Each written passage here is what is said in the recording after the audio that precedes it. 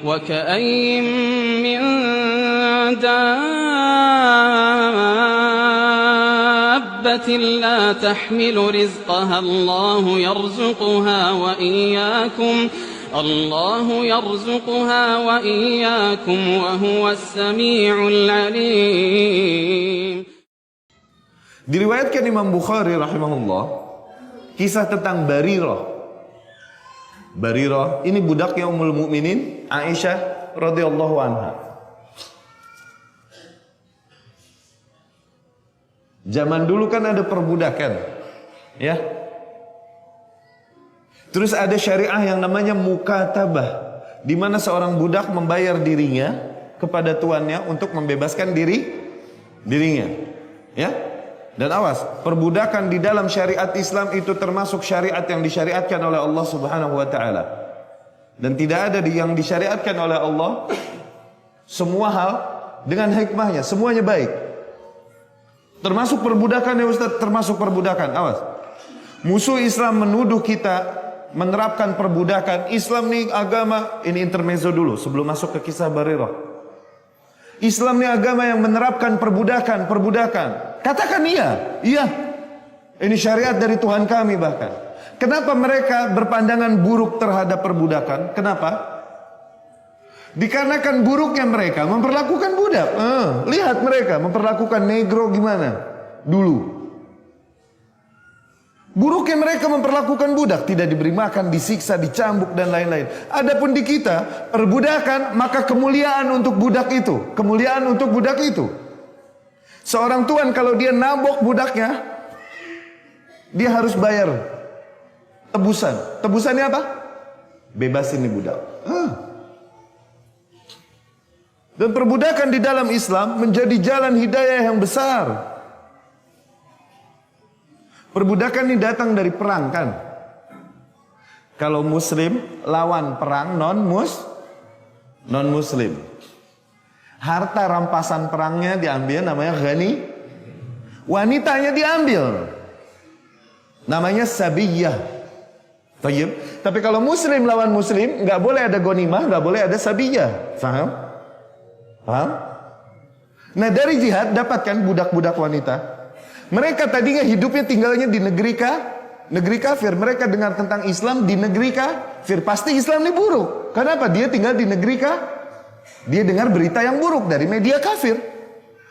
Diambillah dia, diperjualbelikan di antara kaum muslimin. Hidup di antara kaum muslimin. Dia lihat nilai Islam sebenarnya. Akhirnya jadi jalan hidayah untuk dia. Masuklah dia ke dalam Islam. Mendingan mana? Merdeka tapi musyrikah mati masuk neraka abadi, atau jadi budak tapi muslimah mati dia masuk surga. Mending mana? Sehingga Rasulullah SAW berkata, ajiba rabbukum min qaumin yadkhuluna jannah fis salasil. Rabb kalian takjub dari sebuah kaum yang masuk surga dengan rantai. Yakni maknanya surga mengulurkan rantai kepada mereka, memaksa mereka masuk surga. Surga mengulurkan rantai bagi mereka, memaksa mereka masuk surga. Aduh, kita nggak usah dipaksa deh, kita pengen. Ini dipaksa masuk surga.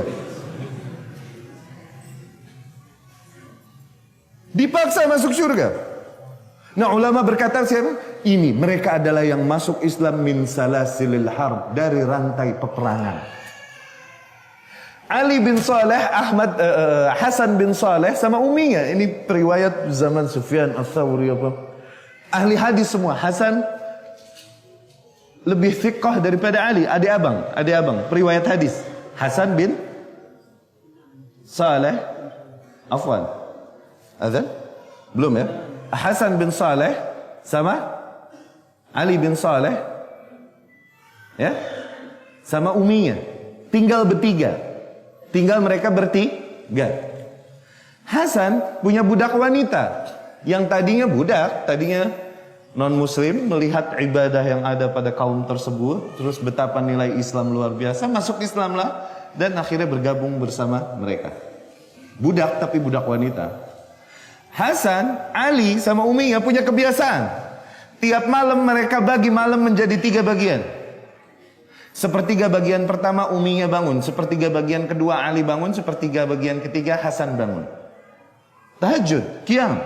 Tiap malam diputar begitu. Ini ahli ibadah zaman dulu, bangsa-bangsa yang kalau meninggalkan tahajudnya aib besar buat mereka. Namun diiringi dengan keilmuan, bukan ahli ibadah yang tidak mendasari ibadahnya dengan keilmuan. La, syattana, sungguh jauh berbeda. Bainas sama, antara langit was sumur dan sumur. Bukan bumi lagi, lebih dalam lagi, sumur. Jauh-jauh. Mereka mendasari ibadah mereka dengan ilmu. Dikarenakan mereka para periwayat. Tiap malam demikian. Qadarullah umminya meninggal duluan. Akhirnya Hasan dan Ali membagi malam ke dalam dua bagian. Setengah bagian pertama Ali sholat, setengah bagian kedua Hasan sholat malam. Tiap malam demikian. Rumah hidup tiap malam. Masya Allah. Hah? Ali meninggal duluan, tinggal Hasan sendiri. Tiap malam dia hidupkan seluruh malam sendiri. Tayyib. Ini budak tinggal bersama mereka sehingga akhirnya ikut beribadah bersama mereka. Ini budak wanita nih, punyanya Hasan. Satu hari dijual. Dijual budaknya. Dijual, dibelilah oleh muslim yang lain. Dia tinggal di rumah muslim yang lain, akhirnya budak. Muslim juga tapi. Ketika datang tengah malam, nih budak udah kebiasaan bangun kan? Akhirnya bangun. Dan dia berkata, berteriak, "As-salatu as-salah ya ahlal bait." Salat, salat, wahai penduduk rumah, ayo kita salat. Digedor-gedor nih tuan rumahnya, pintunya. Diajakin tuan rumahnya yang baru bilang apa? Awa azan al-fajr, emang udah beduk subuh? Begitu bahasa kitanya. Emang udah azan subuh apa? Begitu. Terus nih budak berkata, awalam tusallu illa al-fajr, yakni ente orang enggak salat kecuali salat fajar doang. Udah bangunin subuh ntar aja. Dah. Ketika paginya atau siangnya, nih budak nyamperin Hasan lagi. Hasan bin Saleh. Dia berkata apa? Ruddani ilaik innaka bi'tani ila qaumi su' la yakumul lail. Kembalikan aku padamu, sesungguhnya kau telah menjualku kepada kaum yang buruk yang tak mau mereka qiyamul lail. Kafir jadi begini. Mendingan kafir merdeka atau budak tapi begini jadinya. Mendingan mana? Perbudakan di Islam kebaikan untuk budak itu sendiri. Syariat menekankan bagi orang-orang yang Allah takdirkan mereka jadi budak, sabar, terima takdirnya. Bahkan manusia dengan semulia-mulianya nasab. Siapa? Yusuf alaihissalam. Nabi ibnu Nabi ibnu Nabi ibnu Nabi kan? Yusuf ibnu Yaqub ibnu Ishaq ibnu Ibrahim. Rasul alaihimussalatu wassalam. Siapa yang nasabnya lebih keren dari dia? Tapi ketika Allah takdirkan dia jadi budak, terima. Maka dari situ di dalam Islam budak kalau melakukan sebuah ibadah 2 kali lipat pahalanya dari orang merdeka. Karena apa? Karena sabarnya mereka menerima takdir itu. 2 kali lipat pahalanya. Dan apabila budak lari dari tuannya, maka sholatnya, sodakohnya, puasanya tidak diterima sampai dia kembali menerima takdirnya, dia kembali kepada tuannya. Dipaksa seseorang untuk menerima takdir. Nah, ada syariat di dalam Islam namanya mukatabah. Seseorang budak membayar tebusan bagi dirinya kepada tuannya supaya membebaskan dia. Ummul Mukminin Aisyah, kembali ke cerita kita, itu tentang perbudakan ya, intermezzo. Jadi nanti akan kembali terjadi perbudakan. Syariat Islam udah siap dengan kesempurnaan syariatnya mengatur hal tersebut. Sementara aturan-aturan lain nanti keder. Karena apa? Melihat perbudakan sebagai fenomena baru. Kita udah siap. Nanti akan kembali terjadi perbudakan. Bukankah Rasul SAW ketika ditanya oleh Jibril, ya kan? Salah satu ciri kiamat, beliau SAW berkata apa? Antalidal amatu rabbataha. Ketika para budak wanita akan melahirkan tuan-tuannya. Berarti nanti akan kembali perbudakan lagi, di mana kaum muslimin memiliki banyak budak wanita sehingga kemudian mereka hamil dan melahirkan orang-orang merdeka. Tuh, antalidal amatu rabbataha. Sebagian mentafsirkan ini maknanya durhaka pada orang tua, nggak terlalu jauh tafsir ke situ. Telan aja mentah-mentah. Oh, nanti akan kembali terjadi perbudakan, di mana kaum muslimin akan memiliki kembali banyak budak. Ya, slavery. Nah, Ummul Mukminin Aisyah punya budak, Barirah namanya, radhiyallahu anha. Dia ngumpulin, nyelengin, pengen bayar bebas dirinya. Sehingga udah cukup dia bayar dirinya kepada Ummul Mukminin Aisyah untuk bebaslah dia. Tapi suaminya Barirah nih budak juga, namanya Mughith. Mughith. Budak juga. Mughith belum bebas. Dalam kasus demikian, ketika seorang wanita jadi bebas suaminya budak, maka di dalam syariah tukhayyarul mar'ah, si wanita dikasih options baina an tabqa ma'a zawjiha au tutalliqha, takhla. Mana dia mau tetap sama suaminya atau dia mau lepas suaminya, terserah. Wanita bebas dalam hal ini. Dia memilih lepas dari suaminya. La hajatali fi, kata dia. I don't need him. Aku nggak butuh dia. Dia minta firaq. Cerai. Mughith ibtuliya bihubbiha. Mughith ni Allah timpakan bala dengan rasa cinta yang besar kepada Barirah.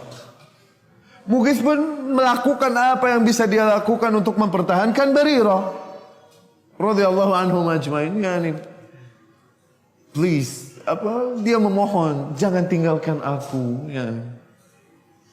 Semakin nih Mughith memohon, semakin ilfil Barirah. Syuf, ikhwan, ingat, di situ ada psikologi wanita. Ketika dia menjauh darimu, jangan kau maju mengejarnya. Jangan. Karena hanya akan ada dua option. Ketika kau maju mengejarnya, semakin kau banting hargamu, semakin dia buang muka darimu. Percaya, semakin ilfil dia. Tahan diri. Nanti dua kemungkinannya. Entah dia yang mengalah, akhirnya tunduk dan dia kembali padamu. Atau yang kedua, dia tetap ilfil dan pergi. Minimal kau tetap punya harga diri. Lah terus Arab berkata, wa syarrur rijali man tu'addibuhul mar'ah. Seburuk-buruknya rejal nih yang dididik, diatur, ini nama harimnya. Jangan bahlul.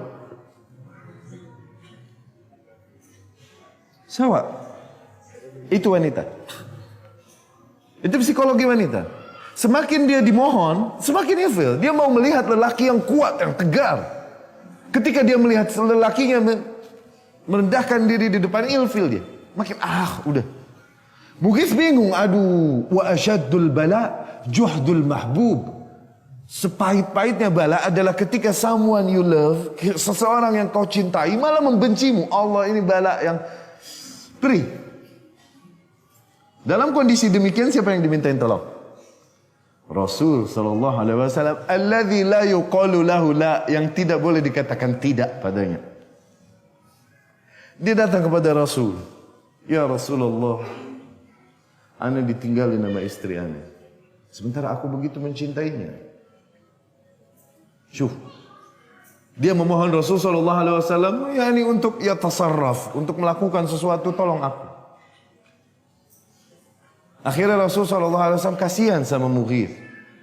Ya akhi, budak datang sama khalifah, pemimpin negeri, minta tolong masalah keluarga. Kebayang nggak? Rasul siapa? Pemimpin umat, yang datang siapa? Budak minta tolong masalah apa?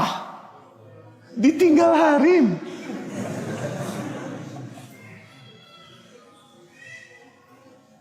Andai saja pembantu sekarang bisa minta tolong sama tuannya sedemikian rupa. Ya Rasulullah. Akhirnya Rasul nggak tega. Akhirnya Rasul SAW mendatangi Barirah. Rasul mencoba membujuk Barirah, yakni halla abqaitima. Kenapa kau tak bertahan saja sudah sama dia? Sabar. Bukankah kau punya yakni bujukan-bujukan agar ni wanita mau tetap untuk bersama Mughith? Syuf, tahu jawaban Barirah apa? Jawaban Barirah, Ya Rasulullah, ata'muruni? Ya Rasulullah, apakah kau memerintahkanku? Yani ini perintah bukan? Rasul bilang, la, innama ana syafi'. Enggak begitu, ana cuma nolongin, enggak tega, kasihan. Setelah Rasul ngomong gitu, Barirah bilang, la hajata li fi. Aku tak butuh dia. Ya. Akhirnya Rasul pun tak berhasil membujuknya. Rasul kembali kepada Mughith. Barirah pun berlalu dan semakin sebel bawaannya sama Mughith. Mughith pun berlalu di belakangnya, wad-dumu'u tatahaddaru fi lihyatihi, dan air mata bercucuran di janggutnya. Kemudian Rasul SAW bersabda, bilang sama Abbas, amiknya, Abbas ibnu Abdul Muttalib, ya Abbas, hal la tara min hubbi Mughithin Barirah wa bughdhi Barirah Mughitha? Ya Abbas, tidakkah kau lihat dari betapa cintanya Mughith kepada Barirah, betapa sebelnya Barirah kepada Mughith? Semakin cinta malah semakin sebel. Syahid dari kisah ini, syahidnya apa? Korelasinya dengan pembicaraan kita. Kalam Barirah tadi, ya Rasulullah, ata'muruni? Maknanya apabila ini perintah darimu, sami'na wa ata'na ya Rasulullah, hatta hatiku enggak mau. Kalau ini perintah darimu, sami'na wa ata'na. Tapi lah, ini bukan perintah. Baik. Yakni wanita setaat itu kepada Rasul sallallahu alaihi wasallam pada masanya.